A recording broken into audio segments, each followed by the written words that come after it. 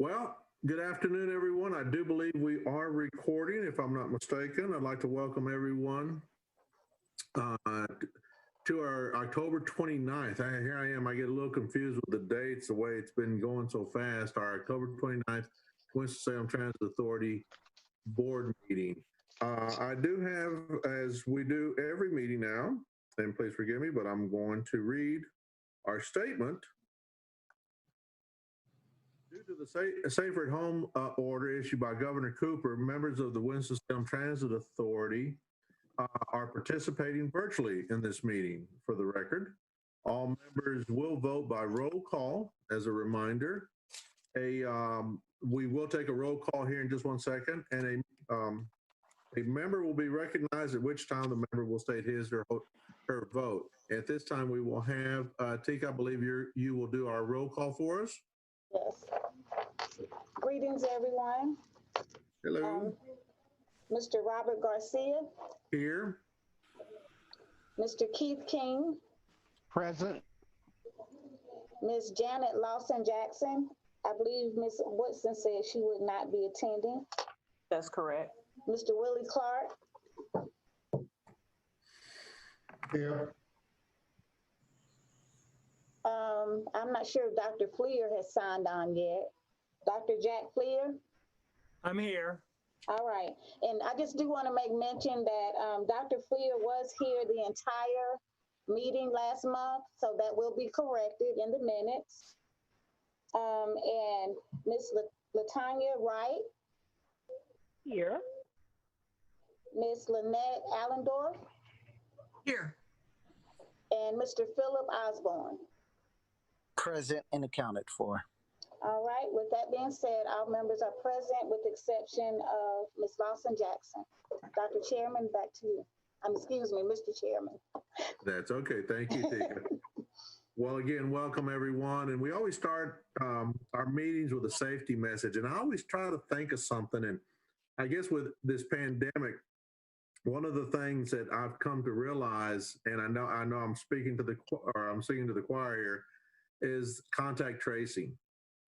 Just how important it is in our daily travel to make sure that we watch our contact tracing. I just recently had in my family, not here in North Carolina, but out of state, where some people decided they thought it was okay and they thought it was kind of safe, and all of a sudden 5 cases of COVID came out of it. So with that said, the contact tracing had to take place, and it has turned them upside down. So please, please continue to wear your mask, continue to wash your hands feverishly, and just stay the social distancing. I think we're all a big believer of that. So please take care of yourselves. So with that said, we'll move now to public comment.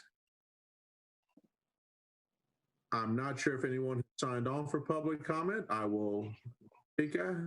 I cannot see everybody, but has anyone signed on for public comment? Not that I know of, no, sir. Okay. That said, we'll move on to our action items. As we do every month, we receive our board minutes and from our September 25th meeting. And if you'd like, if some of you have it, or if you'd like to review it, we can do that here online with you. And our first resolution is approval of the September 25th board minutes. So I'll give it just a minute in case somebody wants to review some notes or something that they might have seen with our minutes that they would want to bring to our attention as far as edits, changes, etc.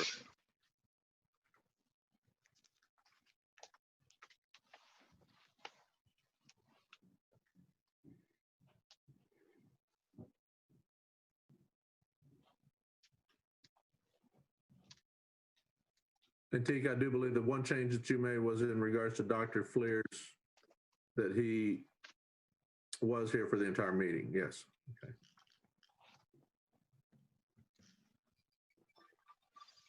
Well, at this time, I would like to seek a motion approving the minutes of the last Winston-Salem Transit Authority board meeting. on Do your we have a right so motion? moved. I'm sorry, I did not catch that. Sorry, what's on your right so moved. Ms. Wright, King, thank second. you. Do we have a second? Keith King, second. Mr. King, thank you very much. And as we stated, we'll do a roll call. All those in favor signify by saying aye. And Tika, you will sound roll call.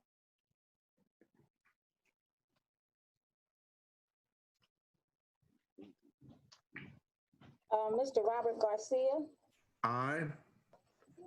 Mr. Keith King, Aye. Mr. Willie Clark, Aye. Dr. Jack Fleer, Aye. Ms. Latanya Wright, Aye. Ms. Lynette Allendorf, Aye. Mr. Philip Osborne. Aye. All right. Thank you. And all those opposed, same sign. Thank you, fellow board members. The board minutes from our September meeting have been approved. Thank you very much. And thank you for your patience in the roll call. And by the rules of the city government, we have to abide by that. So we'll always do this by roll call as far as the vote is concerned. A little bit different than when we're in person. So we'll move now to our second resolution.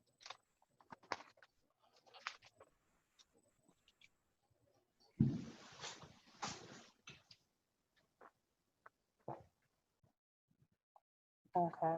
Oh, that's tiny. Can you see it, Don, or do you have a copy? Yes, could you make it a little bit bigger? Okay. Okay. Thank There we you. Okay. Yes, good We have a afternoon. resolution. Yes. The resolution before you all this afternoon is we're requesting the board to approve with Winston-Salem Transit Authority's general manager and the purchasing department to award this contract for two-way radios and the consoles. We have had issues ongoing for several years, and they continue to get worse where our radios do not have adequate coverage for all over the areas of Winston-Salem, North Carolina. There's several times the operators will be out in the field and there'll be a dead zone. And that's a safety issue for us that we recognize and we wanted to correct as soon as possible. So it's been a long process, but we have Mr. Ashford and the city of Winston-Salem, they actually put out an advertisement, a bid, an RFP for a contractor to replace our radio systems and update the consoles as well. So the bid has come in, it's properly advertised, and this is the list of the bidders or the contractors. And of course, as you can see, the lowest bidder meeting the specifications was Mobile Communications Inc. So we're asking for this, and this is for a 5-year. It has a 5-year warranty, and those are some of the qualifications on the bid itself. So this is what we bring to you this afternoon for this contract, and the totals, the amounts are included in the resolution. Ms. Woodson, who currently did, or who was the last people that we bought the radios from? Were they any of these three companies? If I'm not mistaken, John can verify this because, of course, that was prior to me coming on board. But I believe it was RCS, if I'm not mistaken. Mr. Ashford can correct me if I am. RCS is correct. Okay. I got one right. Yay, me. And it's because the ones that company did have in place, they just became outdated, or their band they're outdated. enough? The warranty, we no longer have a warranty, and there's a lot of issues with repairs. Some were not repairable, and as I stated, the coverage area is a major issue because we want all of the fixed route as well as the transit operators to be able to respond and communicate through the radio with the dispatchers when they're in the service area, and that's not currently happening. So with this, and we did a test actually with some of the service providers, and we have some good coverage coming, and that's what we're looking for to cover our safety bases. Now, are you and John looking at the 3-year warranty or the 5-year warranty? We have the 5-year warranty. Okay. Fellow board members, any questions? Assume we have the money to pay for them. Yes, sir, we do. We have, and up the second page, it actually gives the funding source that will be utilized for that specific payment. So yes, we cannot bring this resolution for approval unless we have identified funds to support it. Thank you. You're welcome. Good Is the low question. bidder a local provider? Yes, yes, Yes. Okay. Griffin So it Road. meets, I'm sorry, go ahead, John. They're off Griffin Road. Okay, very good. And that's kind of going back some years. I remember, and correct me if I'm wrong, John, when we really, I know that with the city, they really try to consider local bids as much as possible. So that's Yes, good to hear. the city does. That's one of the requests in the bidding, the procurement process for the city of Winston-Salem. They would like to keep all dollars local if possible and to support our community as well as the low bidder. So those two are the main specifics that we look for when we go out for RFP. Okay. Or any type Are any of the bids from a minority-owned organization? No, sir. Are there any available in our area that are minority-owned? We did not, we sent it out and it was advertised for such, MWBE, DBE, and we did not have any responders. So we did the appropriate advertising, but just no responsive to that request. Are any of them women-owned? No, Thank you. not that I know of, to be honest with you, Dr. Fleer. Thank you, ma'am. You're welcome. Question. So we asked if the board would so approve the contract with Mobile Communications by way of the general manager and the purchasing department of the city of Winston-Salem. I move its approval. Thank you, Second. Dr. Fleer. And Ms. Allendorf, I believe you said second? Yes. Okay. Tika?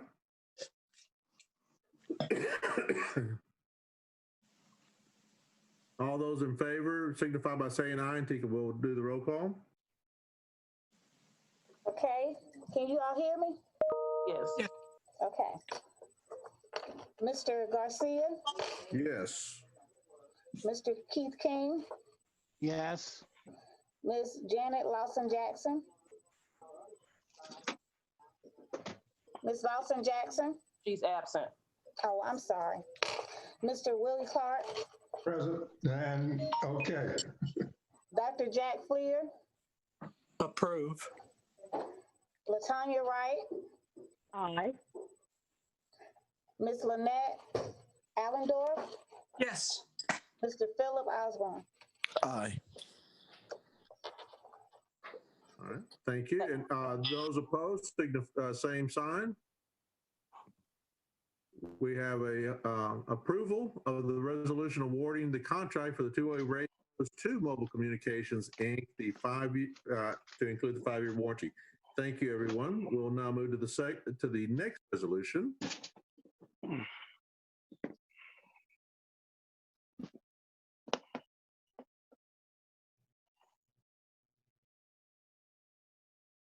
This resolution is awarding the contract for hybrid bus battery replacement. Ms. Woodson? Yes, sir. Thank you. And thank you, fellow board members, for the approval of the previous resolution. The resolution you have before you this now is requesting the award for the hybrid bus battery replacement. Currently, we have most of our buses are hybrid diesel buses, and it requires a battery pack to operate off of. And we're coming before you this afternoon to ask for the award or permission to award this contract to Clark Power Services. We currently do business with them as well as the city of Winston-Salem. So this resolution is actually for 6 battery packs to replace the ones that we have now. We currently have some buses that are down pending the approval and the process for this battery resolution.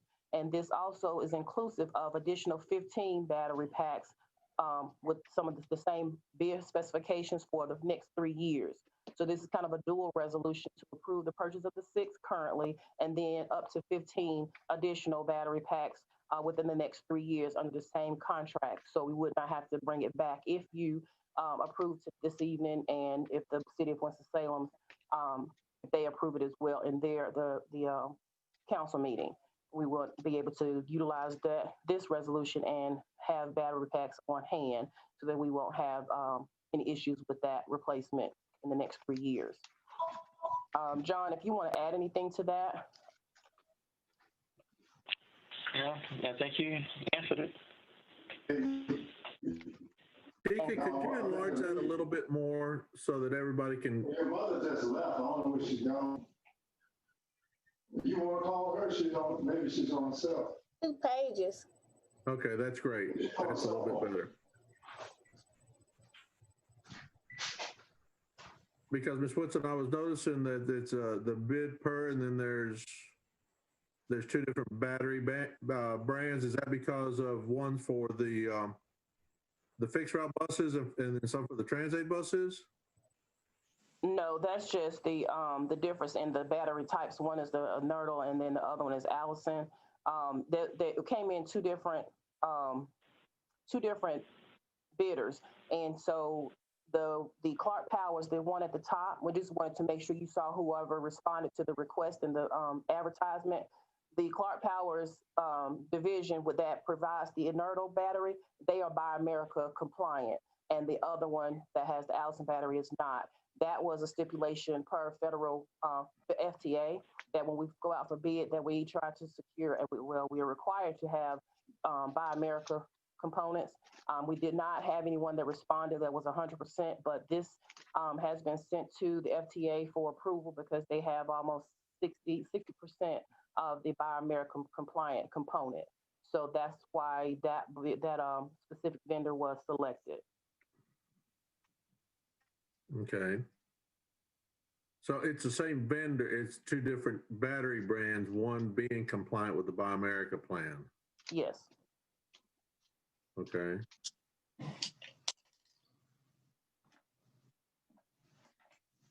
So when we stick with the being compliant, how much consideration goes into the price discrepancy? The price is more expensive, of course. However, if we don't follow the guidelines of FTA, then they will not supply the 80% of the funding. So Okay. If we go with the low bid in this case scenario, then we will have to front the cost 100%. And of course, the city's not going to do that. Gotcha. Okay. So this is Lynette. Is there any issue of being a public organization of basically only having one bid, one viable bid? Generally, if you solicit and you have other bidders and they have to be, you can't, if they don't meet the requirements, as long as you've done your due diligence and you can show that by the bidding, selection and all of the data, we're okay with, we're allowed to do so. But we have to show due diligence to make sure that we've advertised all over to make sure that we get the respective bidders. Okay, great. That makes sense. Okay. Any further questions? I move its adoption. Thank you, Dr. Flair. Dr. Flair has made the motion to adapt the resolution. Do we have a second? I second the motion, Willie Clark. Thank you, Mr. Clark. We'll now ask for an approval by the board. Tika, roll call. Okay. Mr. Robert Garcia, I approve. Mr. Keith King, Yes. Mr. Willie Clark, I approve. Dr. Jack Clear, Approve. Miss Latanya Wright, Aye. Miss Lynette Allendorf, Yes. and Mr. Philip Osborne. I approve. Thank you very much, everyone. And those opposed, same sign. We have approval of the resolution awarding the contract for the hybrid bus battery replacement to Clark Power Services for set batteries. And if I'm read it correctly, the emerald ones. Okay. Our next resolution is a resolution approving Winston-Salem Transit Authority's Transportation Center Code of Conduct. Ms. Woodson? Yes, sir. Thank you. Fellow board members, this resolution should look very familiar to you. A couple of months ago, we brought this Transportation Center Code of Conduct to you all for your approval. We noticed when came time for print, there was some stipulations that the city had requested to actually define some of the restrictions that we had posted so that, the passengers and citizens at the transportation center would clearly understand what's not allowed and what is allowed. So things such as solicitation, we had to go into depth to identify and define that so that it won't be any question when security tries to enforce the rules as to what is allowed and what is not. So we brought this back to you tonight for, if you would, the code of conduct didn't change. We just defined, and then when the minutes came out, when the packet came out, you see that in red, italicized lettering, those are the things that was actually changed, which represented the definition of those such words to make sure it was a clear communication to the public of what conduct is unbecoming at the transportation center. So that is all that changed. And we wanted to do the professionally bring it back to you with identifying those changes and ask for you to approve this conduct if you so do so.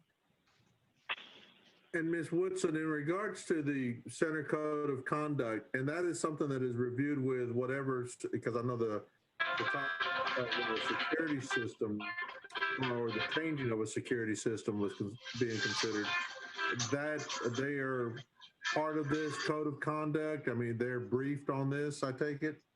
Yes, sir. All the staff, as well as the security contractor, which is North State Security, they have copies of it. If you all would mute your phones, mute your lines until you're speaking so that we won't have that background. Thank you. So yes, sir, they are well abreast to the conduct rules and regulations, all the policies, so that they can enforce them at the transportation center and surrounding. Okay. Any questions or any further questions? So do we have access to the form which shows the changes? Yes, sir. It was in your packet, the transportation conduct. It was in the packet that was sent out, and the definition of those words were in red, italicized writing. I'm sorry, I didn't make it that far through. Sorry about that. Yes, sir. But the content, it did not change. It just was defining the specific words to make sure that it was clear what was not allowed at the transportation center. All right. Thank you, ma'am. You're welcome. Any further questions? If there are no further questions, do we have a motion to approve said resolution? I move its approval. Thank you, Dr. Fleer. Second? I second it. Keith King. Mr. King. Thank you, Mr. King. All those in favor signify by saying aye. And Tika will do the roll call. Mr. Robert Garcia, Aye. Mr. Keith King, Aye. Mr. Willie Clark, Aye. Dr. Jack Fleer, Approve. Miss Latanya Wright, Aye. Miss Lynette Allendorf, Aye. and Mr. Philip Osborne. Aye. Thank you. Okay, thank you very much. Those opposed signify like sign. The resolution approving the Winston-Salem Transit Authority Transportation Center for Code of Conduct has been approved. Thank you very much, everyone. Chairman Garcia, I don't see that in my packet. Is it in the current packet? Let me check, because I don't have mine with me, sir. Tika, I've scrolled all the way to the end. I don't see it.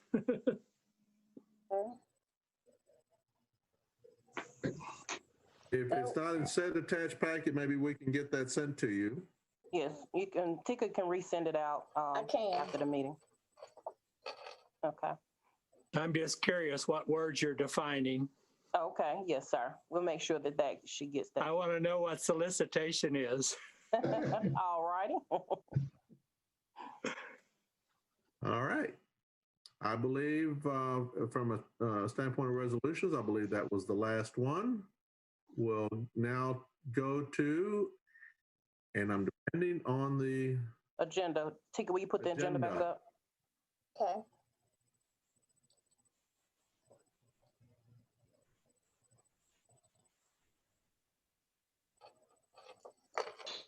Okay. Oh, some old business, public transportation agency safety plan edited with corrections. Mr. Garcia, if I would, could I interrupt you for 1 second? Yes, ma'am. We did not have a resolution, but we just wanted to, that last action item, because we did have so many resolutions and we were able to get them for the October meeting.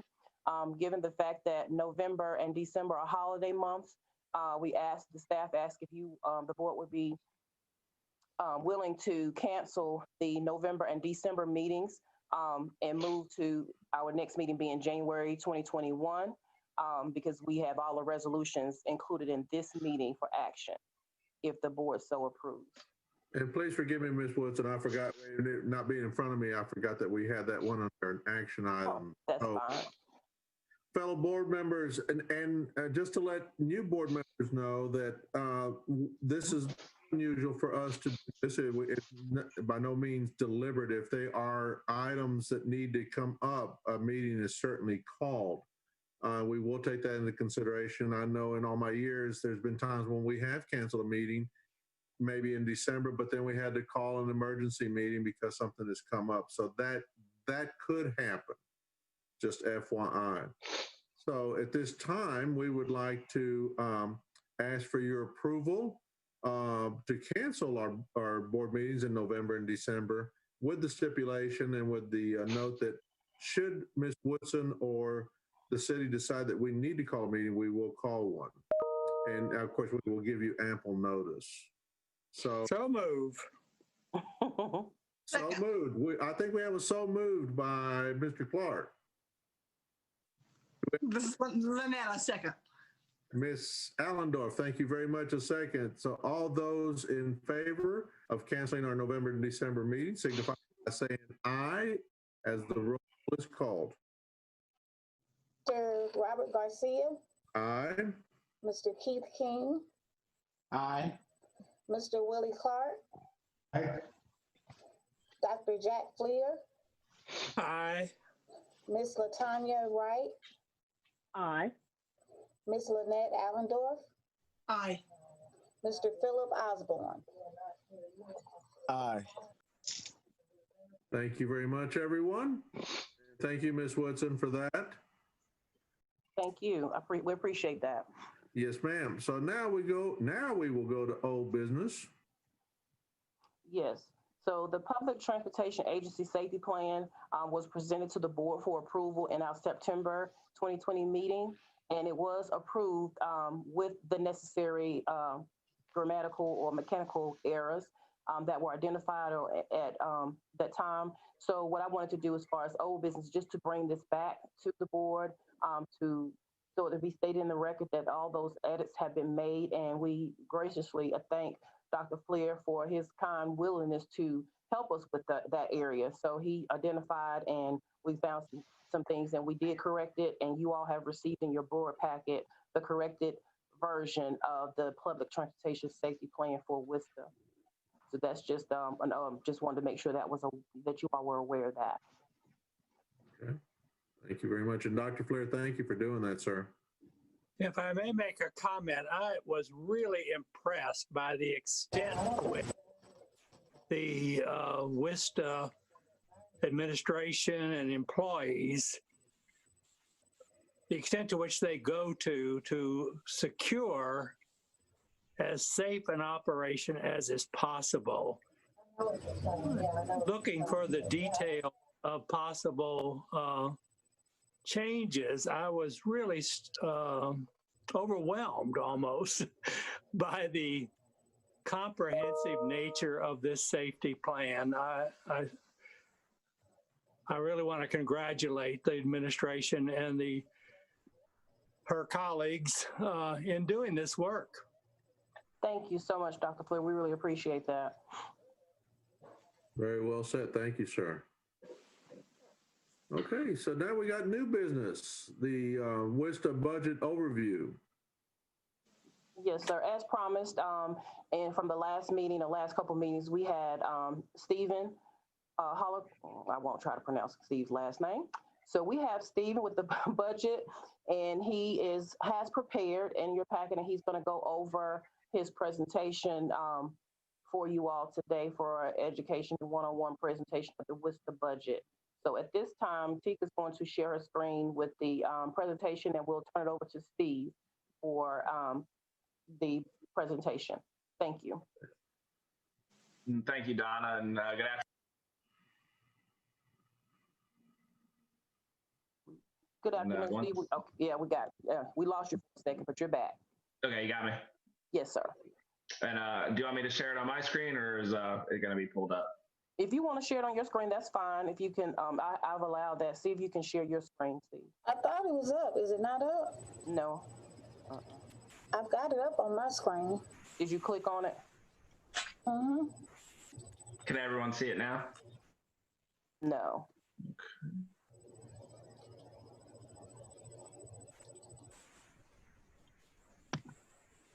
Can you still not see it? I see it now. Okay. Can you see it, Steve? Yeah, I got it. Okay. Okay. So like Ms. Woodson said, I'm just going to take you all through kind of a high-level budget overview.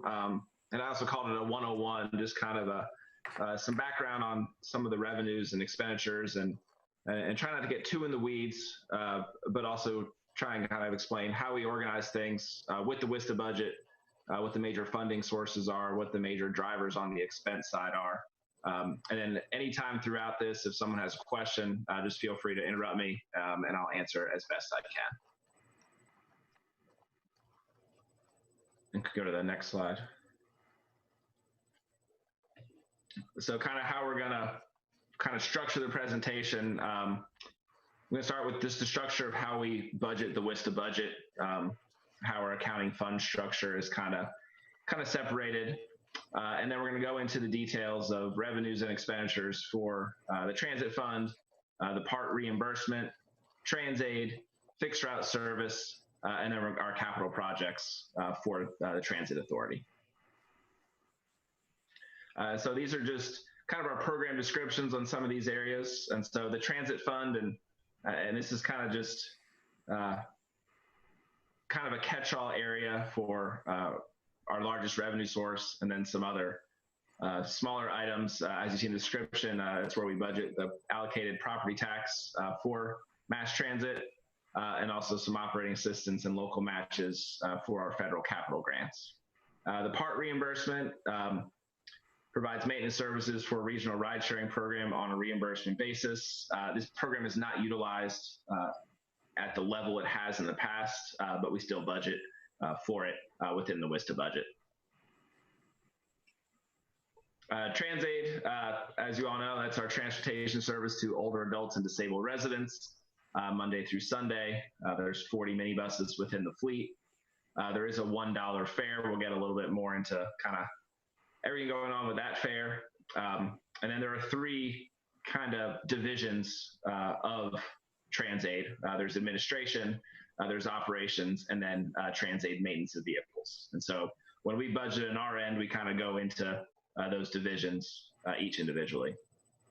On the fixed route side, this is your kind of more traditional bus service. The description there, the fleet of 45 buses, 31 weekday routes, 4 connectors, 3 crosstown, 25 evening service routes, 25 Saturday service routes, and Sunday service on 16 routes. And this is kind of further divided into divisions of administration, mobility management, which is a little bit of kind of the marketing end, operations, the maintenance of vehicles, and then maintenance of non-vehicles, which is mainly some of your kind of building maintenance.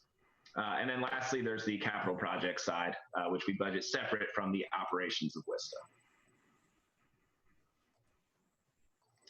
WSTA. So the transit fund, again, this is kind of that catch-all, and so I've broken it down, and these tables will be consistent kind of throughout, and I've added notes where possible. So property taxes, the largest revenue source for the entire WSTA fund. The 2021 budget, this is what's been adopted by the mayor and city council, and WSTA is allocated 4.9 cents out of the city's 63.74 cents property tax. And so if you're wondering how much of your property taxes go toward it, take the value of your home, multiply it by 4.98 cents and divide by 100, and that'll be the portion that goes toward WSTA out of your property tax bill.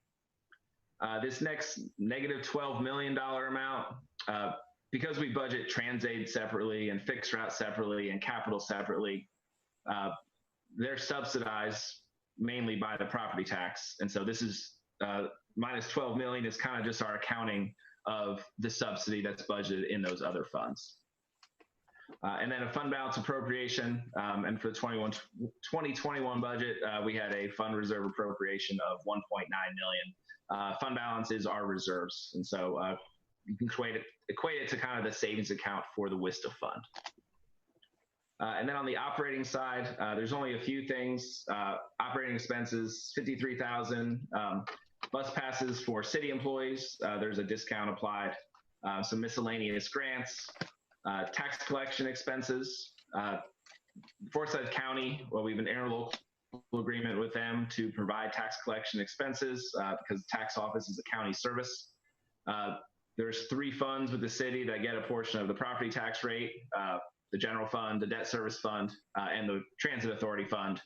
And that proportion for the transit authority fund versus total tax collections is that $72,840. And then lastly, in the transit fund side, the transit planning grant, which we budget in our grants fund, requires a local match, and that local match comes out of this end and is $17,500.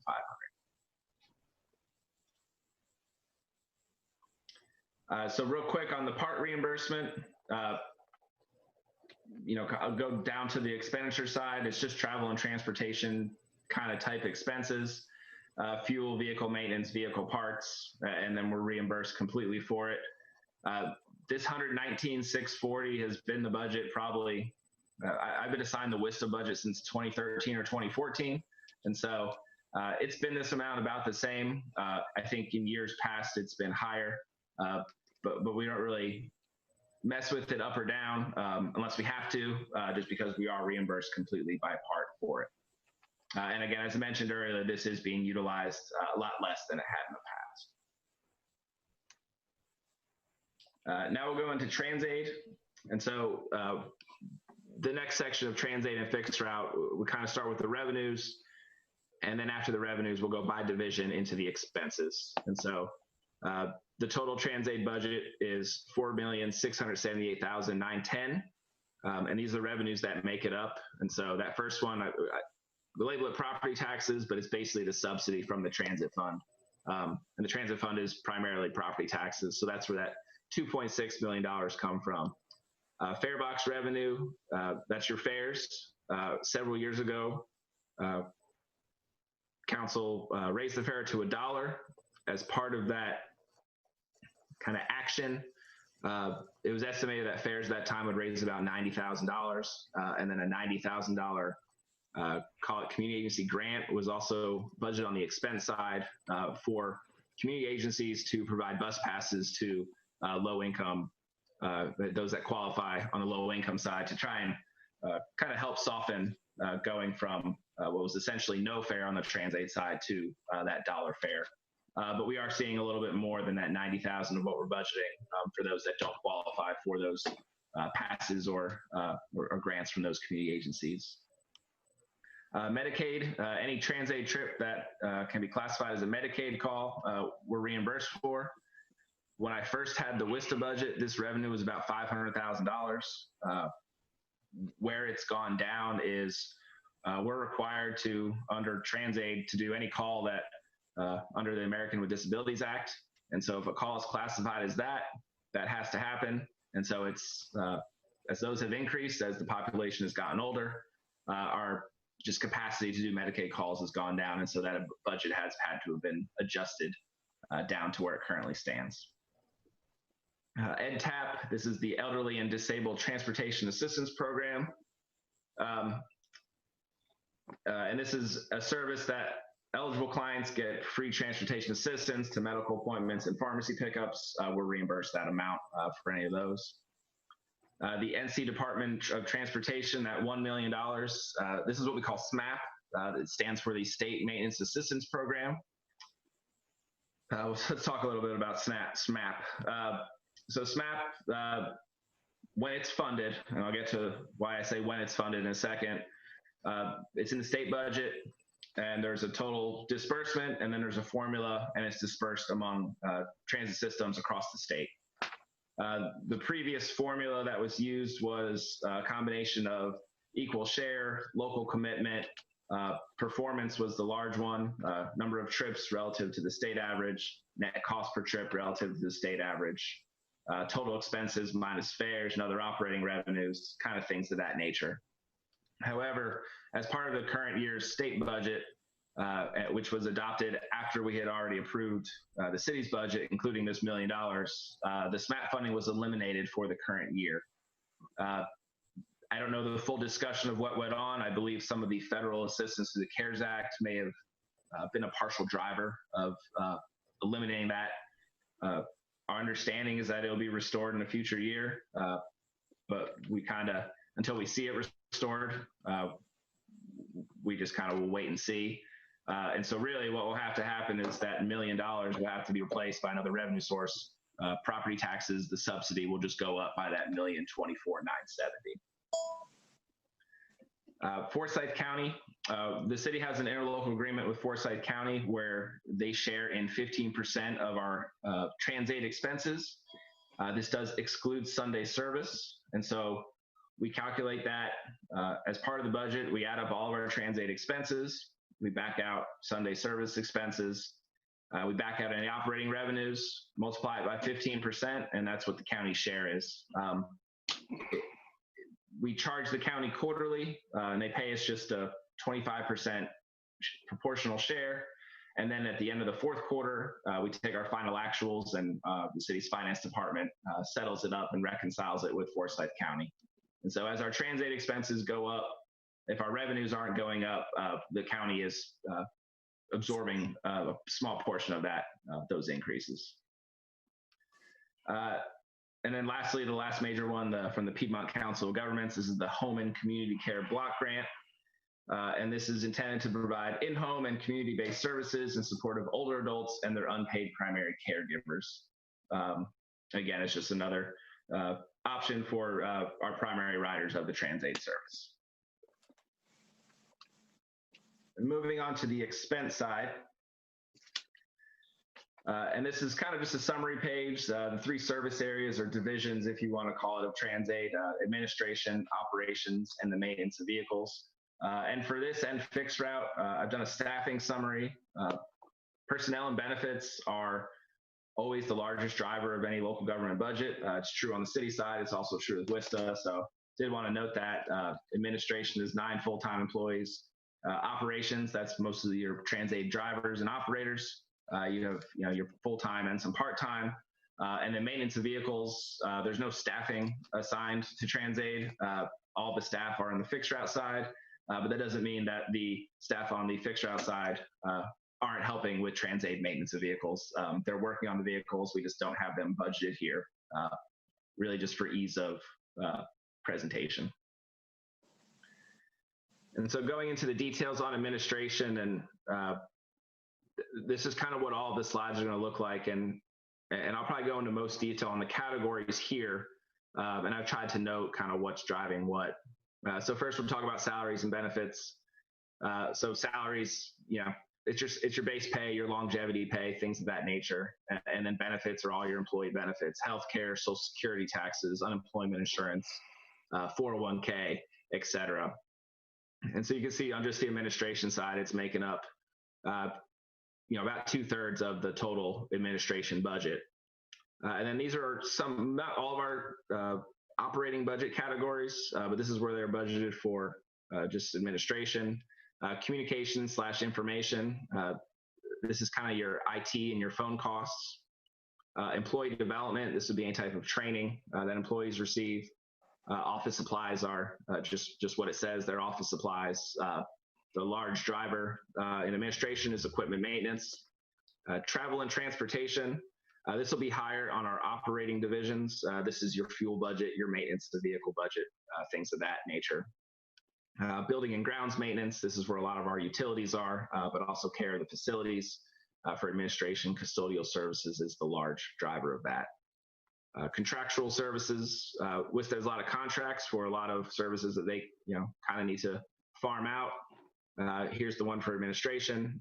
Some of the large drivers is their share of the TransDev contract and also a contract with Novant Health to provide physicals and drug screenings for new employees. And then lastly, other operating expenses. This is kind of a miscellaneous area of accounts. So this is where we budget that 90,000 bus passes and assistance to community agencies to provide to citizens that may not be able to, handle that dollar fare on a consistent basis. And also indirect costs. And indirect costs are split between TransAid and fixed route. Here in budget, we do what's called a cost allocation plan. And so it'll look at all of the city department expenses and figure out a way for that to be charged out to the other departments. Everyone else good? Okay. Example of an indirect cost. It's not exactly calculated this, but say my time of how much I spend on the WSTA budget. There's an indirect cost then charged to WSTA since WSTA operates as an enterprise fund, and that's where those costs are recovered for other city funds. So next, TransAid operations. And so this is the pure operation of the TransAid service. And so your salaries and benefits, and again, that's those full and part-time positions, just about all operators of the TransAid vehicles. And then on the operation sides, it's really driven by fuel. And that's that entire travel and transportation, that $308,000, that's fuel for TransAid. And that fluctuates from time to time depending on number of trips and how fuel prices fluctuate. For the past several years, it's been pretty steady, where there may be some spikes throughout the year. Overall, we're able to not have big swings in what we're budgeting for fuel, and we welcome that because big swings up or down are more challenging to budget for on a year-to-year basis. And so overall operations is 70% of all of your TransAid expenses, which one would expect because it's the most staff and also that high operating cost due to fuel. And lastly, the maintenance of vehicles. The next slide, please. Thank you. So travel and transportation, again, that's your vehicle maintenance, parts, labor. We split it out between TransAid and fixed route just so we can really have a good sense of where are we spending a lot of our maintenance dollars on. If our fixed route fleet is newer than our TransAid fleet, we anticipate our costs will be higher on this end or vice versa. And this is about 9% of total TransAid expenses. Again, those three areas making up the almost $4.7 million TransAid budget. And so now we're going to move on to fixed route and the divisions of fixed route mentioned earlier, but administration, mobility management, operations, and then maintenance of vehicles and maintenance of non-vehicles. And so there's the staffing kind of breakdown. So similar to TransAid, operations is your highest staffing. And again, that's for the most part, your operators, your drivers of the vehicles. So the revenues, we kind of keep the revenues all in just one area rather than budget them by each division. And so similar to TransAid, the property taxes make up the subsidy. And so the current year's adopted subsidy is almost $9.7 million. Fare box revenue, we budgeted this at $1.4 million. We didn't really adjust it down to reflect kind of COVID. But we know that likely as there was a time period where their fares weren't being charged, and as we're kind of bringing the service back up to if there's ever a pre-COVID level of service, we won't have to adjust this up or down. But we're aware on the budget side that property tax subsidy will have to make up any fare box revenue actuals that don't come in. The motor vehicle privilege tax, if you ever recall when you pay your vehicle property tax, there's a $15 charge if you live in the city of Winston-Salem city limits per registered motor vehicle. This is called the motor vehicle privilege tax. The way it's divided out, $10 goes to the general fund, and then by local act, council has divided that next $5, a third of it to go to mass transit. And so that's where that $282,690 comes from. It's just an additional local resource. Our other operating revenues, I've kind of combined all these, but revenues we get from the vending machines, from advertising on the buses, through the park and ride, through Greyhound. So that combined makes up about $329,000. The next two, those FTA, this is the Section 5307 grant. And so that can be divided between operating, preventative maintenance, and capital. And so these are our allocations for the current year on the operating and preventative maintenance side. A little bit more on that. So being a city and an MPO, a metropolitan planning organization of over 200,000, there's a formula that allocates out whatever FTA deems total available across the country. The formula is based on a combination of bus revenue miles, bus passenger miles, fixed revenue vehicle miles, and fixed skyway route miles, as well as population and population density. And so as those factors change when that formula is used, our allocation changes as well. The $186,000, that's another aspect of the SMAP money. We divide it mostly at TransAid, but then a small portion does go toward fixed route. And as I noted earlier, that will not be received current year as it was zeroed out as part of the state budget, but we're hopeful that it's returned as part of next year's budget. And then other, and that's just miscellaneous. So total revenues, which is the total fixed route budget, about $15.4 million. I will note, I have it there as a footnote, but our CARES Act funding, I've excluded from this presentation because it's so, it's kind of unique and one time. And I really wanted the focus just to be kind of the ongoing operation and setup. And so all these numbers you're seeing do exclude any funds we're getting from the CARES Act that were allocated for transit service.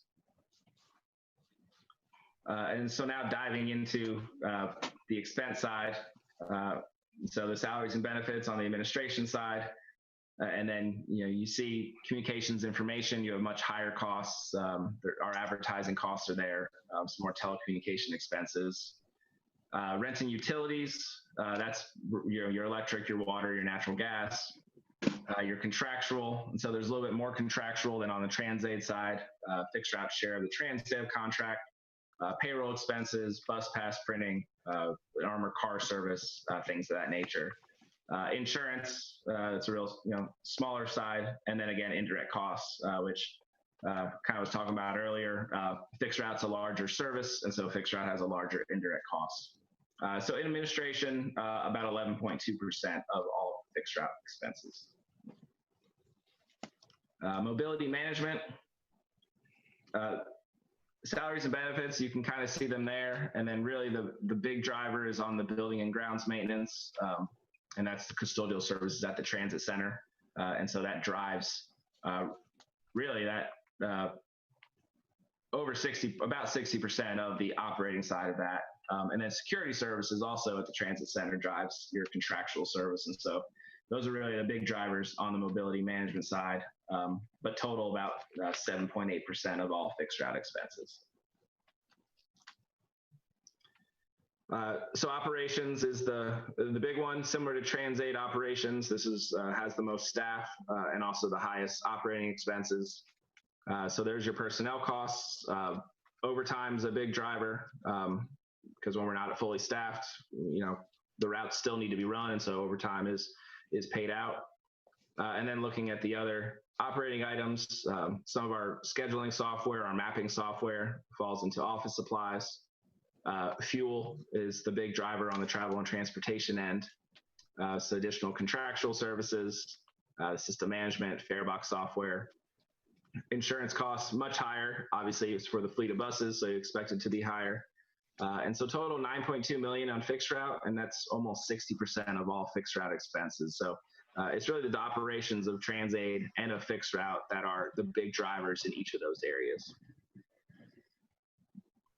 Next, maintenance of vehicles. And so this is where all of the kind of maintenance staff are budgeted. And so there are their salaries and benefits. And then that travel and transportation category includes vehicle parts, any outside labor that must happen, really all of your vehicle maintenance. And so as you can imagine, large fleet of buses, we're going to have a lot of maintenance needs, preventative and reactive. And so that's where that's budgeted. 20% of your fixed route expenses. So just maintenance of vehicles and fixed route operations are about 80% of the total fixed route budget. And then the last category, the maintenance of non-vehicles. And so this is kind of any maintenance on buildings, some landscaping costs, uniforms, some vegetation management expenses. Not a big area, no staffing assigned to this area, and it's just 1% of the total fixed route expenses. So again, an error there in the PowerPoint. It says total TransAid, but that is actually total for Fixed Route, $15.4 million. So last thing, I'm going to talk about capital projects. The city's capital improvement plan is a 6-year plan. The first year is what's funded, and then the future years are planning years, just so we can kind of know what's on the horizon, what's coming up. If it requires local matches or local dollars, we can be prepared to make sure funding is in place for some of these items. And so these are the kind of 4 capital areas: your fixed route bus replacement, your TransAid vehicle replacement, the Section 5339 bus program, and the Section 5307 capital program. So fixed route bus replacement, the current year, there's nothing budgeted. That doesn't mean that there haven't been previous capital allotments for fixed route bus replacement.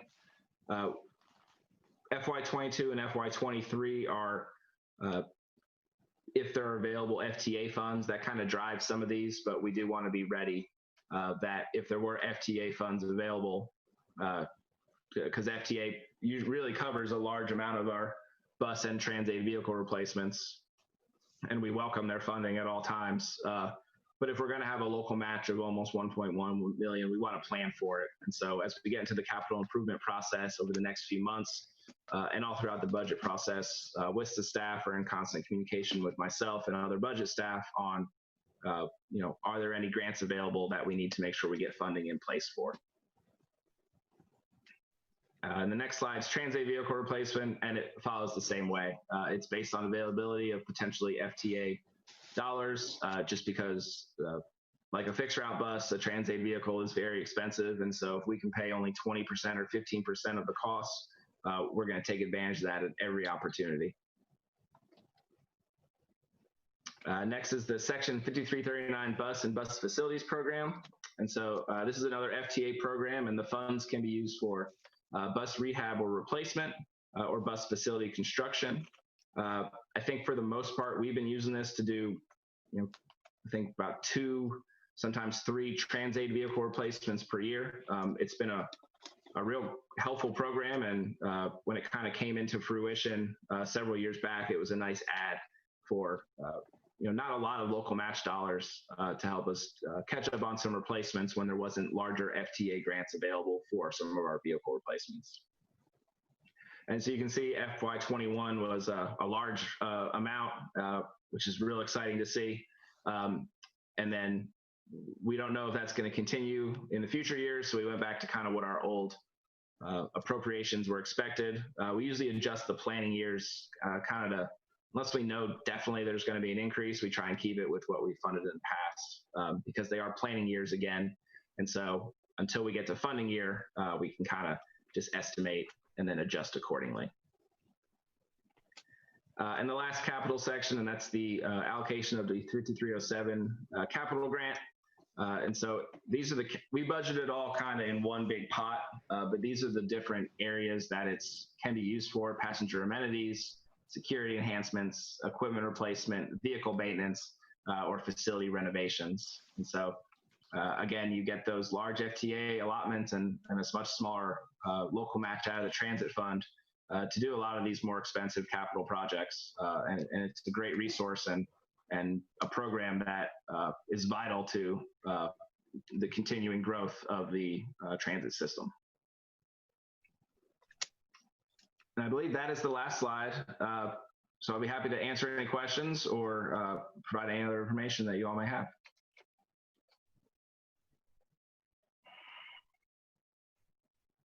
No. That's a lot of great information. Boy, oh boy. Thank you, This Stephen. is Jack Fleer. I'm wondering if these slides could be made available electronically. There's a lot of information here and very useful information. Yes, sir. We can make sure that the board members get a copy of the slide. Tika will send that out with the Transportation Code of Conducts after the meeting. Thank you. Thank you. And just for, yes, thank you, Donna. And just one last comment. My email address is up there and will be included in the PowerPoint that's provided.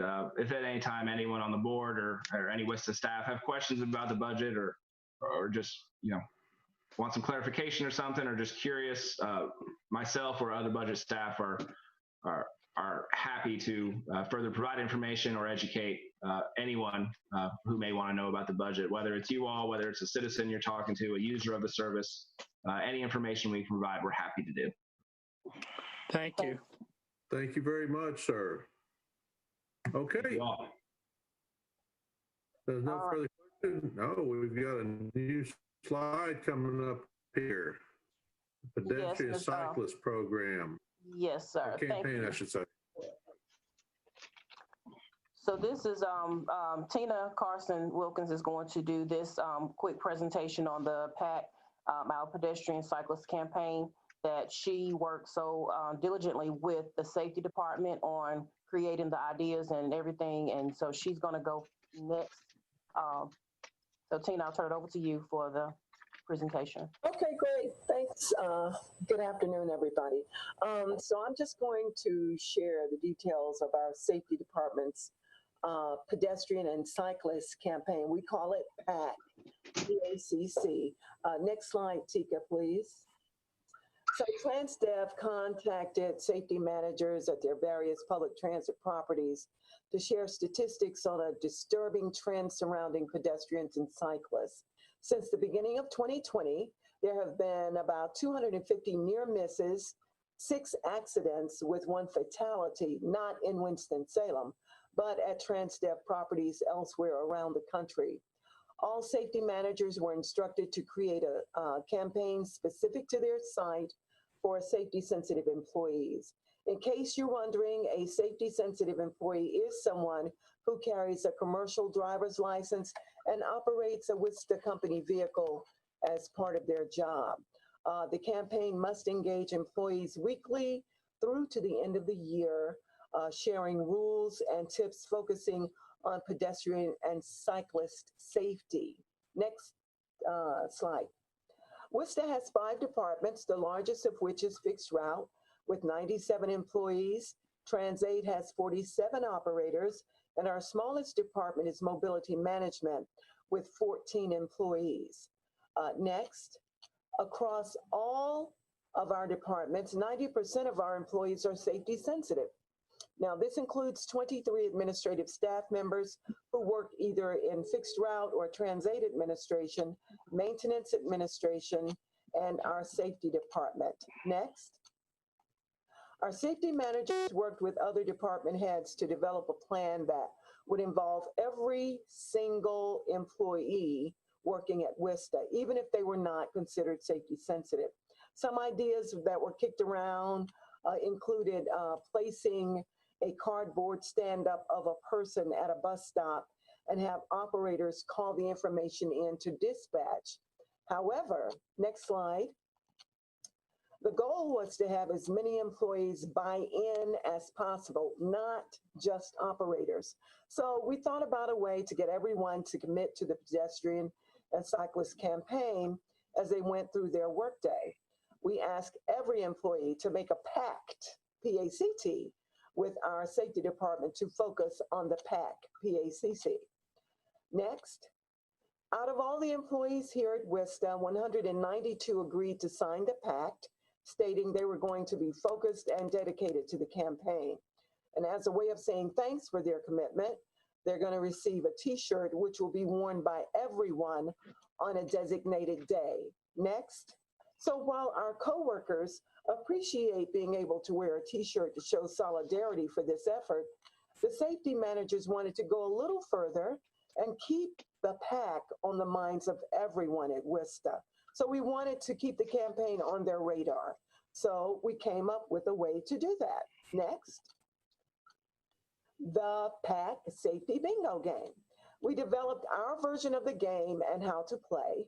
We created bingo sheets featuring encircled safety messages that are specific to pedestrian and cyclist safety, and a few general tips for every driver that every driver should know. Next. The messages have been placed on one of 6 different bingo game sheets. We had to mix it up a little bit to keep it interesting, and so we don't have everyone winning at the same time. Next. So we printed approximately 200 bingo game sheets, and I found out today that we only have about 30 left. Next.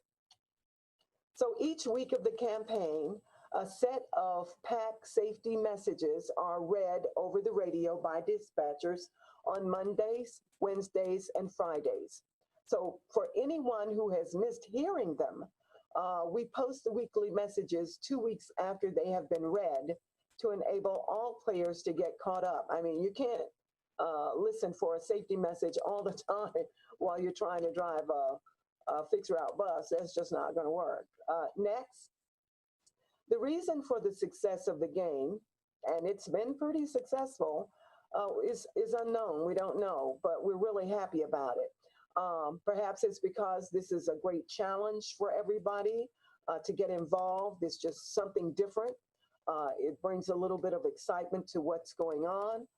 Maybe it's because we have some great gifts for them to choose from if they win. Next.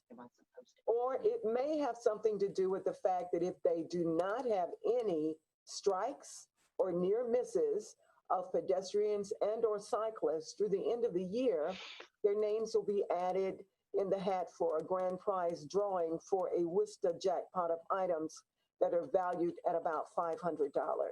Next. So the campaign has been running very well.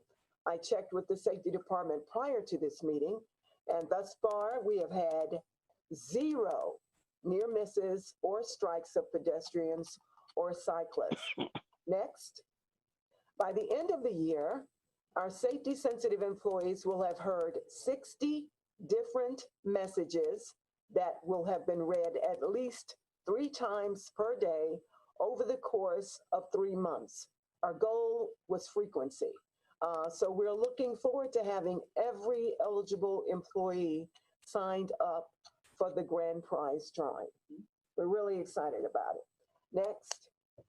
So if you have any questions, I'll be happy to attempt to answer them as best I can. Thank you, Tina. Awesome. Yeah, I like the interaction and yeah, getting everybody engaged. Yeah, very nice. Thank you. It's a wonderful idea. There's so many pedestrians and so many more vehicles. So pedestrians are at a disadvantage. Size matters. Yes. Okay. Tika, if you'll go back to the agenda, we are, I believe, at the end, Mr. Garcia. Yeah, I know we're running a little over, but want to make sure we And I think we were going to talk about our holiday celebration. Yes, just wanted to basically notify the new members. Generally, at every year, annually, the WSTA staff and the board members, we are invited to an annual holiday dinner. It's generally a dinner at one of the locations, a nice area where we go and we just gather together, have dinner, drinks, and just congregate and just talk, not about WSTA business, but just general conversations and laugh and have a good time. Unfortunately, this is a time that we will not be able to do so because of the current situation. So Mr. Garcia and I spoke about it and ran some ideas by each other, and we wanted to open up to the board to maybe do like we have to do as far as our meetings transition into some type of collective Zoom call, just about 30 minutes on a specific day where we can just talk, chit chat, talk about whatever's going on currently, whatever we want to do with everybody for about 30 minutes. And it'll probably be something that will be provided to the board members as a thank you and appreciation for your commitment to WSTA, because we do appreciate what the board does for us. So that's something that we'll wanted to present to each other. We can, because of the time, send out an email of some dates and times and see if we can select something at that time in the next week or so, if that's okay with you, Mr. Garcia. Yes, very much so. And just want to reiterate what Ms. Woodson just said. We always look forward to our holiday meal where we get together on an evening. But needless to say, with the pandemic, that's just not going to be feasible. So, but we will certainly make it up to everyone.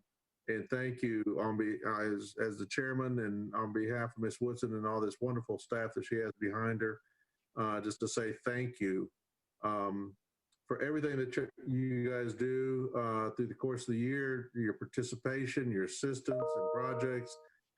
Yes, I think the challenges are going to be increased moving forward, but I don't, WSTA has done a wonderful job over the course of the year. I mean, you're talking about the pandemic, you're talking about Business 40 all over again.